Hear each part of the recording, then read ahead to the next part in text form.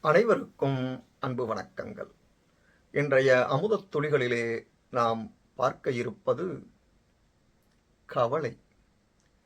சிக்கல்களை சந்திக்க போதிய பலமில்லாத மனநிலையையே கவலை என்கிறோம். உங்கள் மனதை நீங்கள்தான் ஆட்டி வைக்க வேண்டும். உங்கள் மனம் உங்களை ஆட்டி வைக்கக்கூடாது. பார்வையற்றவர்கள், குருடர்கள் என்றால் தன்னுடைய மனக்குறையை உணராதவர்கள் அனைவரும் மனக்குருடர்களே. எதிர்மறை எண்ணங்களுக்கு உங்கள் மனக்கதவை மூடும்போது உங்களுக்கு வாய்ப்பின் கதவு திறக்கிறது.